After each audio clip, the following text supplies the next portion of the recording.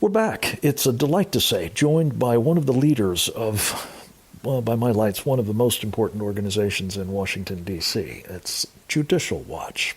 And Chris Farrell is its director of investigations. He has a terrific track record, both in the government of the United States, including the uniform of the United States Army, where he was a counterintelligence officer, of conducting and helping the rest of us understand the fruits of really important investigations. And arguably, there's been no more important example of both the vital work of Judicial Watch and the value of its independent ability to pursue truth through its investigations than the efforts to extract the truth about Hillary Clinton's misconduct in office. In particular, her abuse of emails in ways that compromised the national security and violated the law.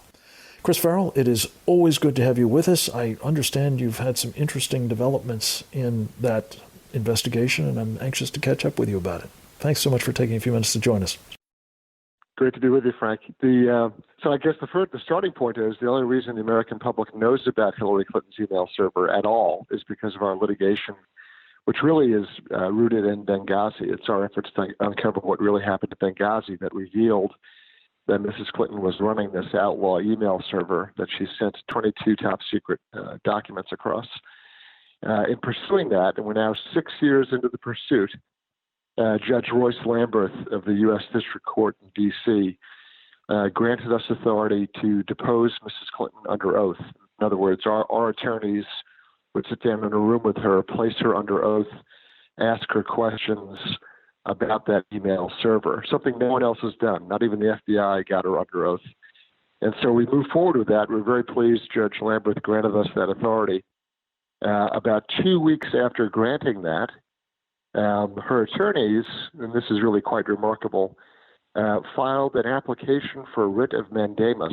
And what that really means in regular normal English is that her attorneys ran to court. They didn't appeal the order. They said this writ of mandamus is really a claim that the judge, Judge Lamberth, acted in some extraordinary, outrageous way simply by granting us the authority to ask her questions under oath. So her position is that she's so important and she's so elite and so... Above the law is the word that comes to my mind.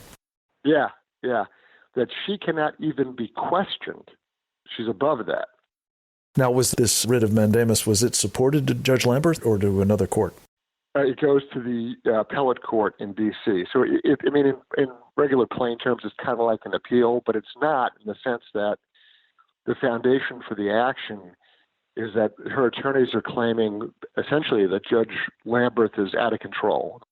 He would, having had this case before him, as I recall, for most, if not all of those 6 years, be entitled to be a little out of control. But this doesn't exactly seem like that's the case. What are the prospects, Chris, that the appeals court of the District of Columbia, which, as I recall, was packed by Obama during his tenure with Democratic judges, might come down on the wrong side on this? Well, I don't know this for a fact, but it's my opinion that no matter how this mandamus action is decided, it will be appealed. Certainly, we're convinced that we have a right to ask her questions, considering she's evaded everyone so far. And we want to get her under oath at answering questions. And so if we win, I'm sure that they will appeal. And in the unlikely or unfortunate event, the appellate court takes up the mandamus and says, yes, she can't possibly be questioned. She's way too important. Well, then certainly we would appeal that. So I kind of deep down inside think this is going to end up in front of the Supreme Court. This is such an extraordinary story, and I'm so glad you prefaced your remarks by pointing out that none of this would have been in the public domain were it not for your work. And that's all the more extraordinary because not only, as you said, did the FBI not even bother to put her under oath in the course of what, by every light, should have been a criminal investigation, albeit a politicized one, which was designed to protect her, as you've demonstrated over the years, Chris Farrell. But the Congress of the United States hasn't gotten to the bottom of any of this either, even though they have had some hearings on Benghazi with her. What's even more extraordinary is in another related production of documents, we obtained FBI records that showed that in the course of her interview on the 2nd of July, which again wasn't under oath, wasn't recorded, had other witnesses to all of this serving as her lawyers as well on top of it. I mean, just unbelievable misconduct, it seems. Correct, but what was left out of the 302, the FBI report of investigation, and was subsequently captured in other notes that we got, is that she apologized. She apologized to the FBI for what she had done and for taking up so much of their time. That admission, that apology, was left out of the FBI's report of the interview, which is extraordinary. Extraordinary, and suggests, again, the bias of the Bureau at the time, but also it really implicates her in wrongdoing if she's making apologies for her conduct. Chris, we could go on and on. We're almost out of time. I did want to ask you about one other thing that, again, Judicial Watch has been heroic on, and that is trying to ensure that we're protecting our borders from illegal aliens. And you had a piece the other day calling attention to a very troubling development, and that is the old never letting a crisis go to waste. The open borders crowd is trying to spring all of the illegal aliens that are currently held in custody over concerns about coronavirus. Tell us about that and the public safety as well as public health implications of it.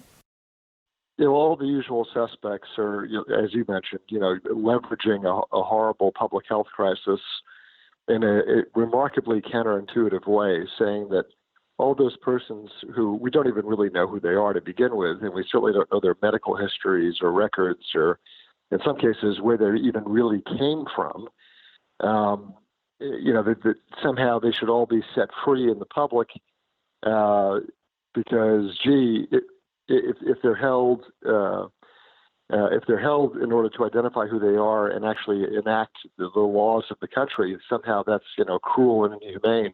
When just the opposite is true, of course. And I'll tell you that there's a remarkable number of people coming into the country, or at least attempting to, who are neither Mexican nor from countries of Honduras, Guatemala, El Salvador, etc.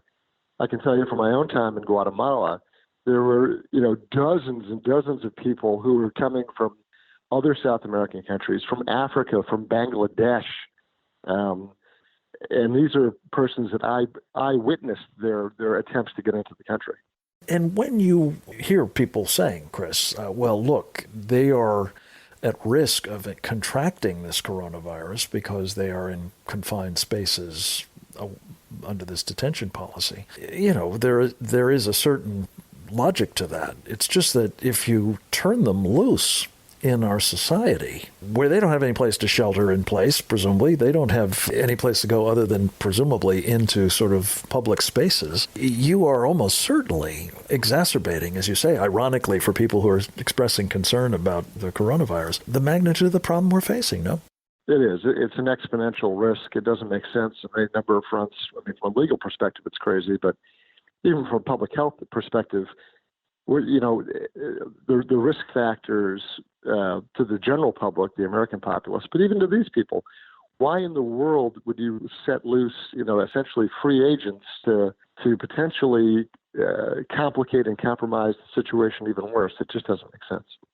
And unfortunately, this is not a unique example. The whole problem that you've mentioned, Chris Farrell, of people coming in here whose identities and personal histories and so on are unknown, at least for many of them, have raised concerns about the health of our Border Patrol and Customs and Immigration personnel and ICE personnel who have to interact with these folks, whether it's measles or whether it's something else. Chris Farrell, again, my heartfelt thanks to you and your team at Judicial Watch. The work you guys do is incalculably important on a whole host of fronts. I hope people listening to this program join me in thanking you for it and in supporting that work. As we all know, during this period, not-for-profit organizations are in need of that kind of support more than ever. Keep up the good work, my friend.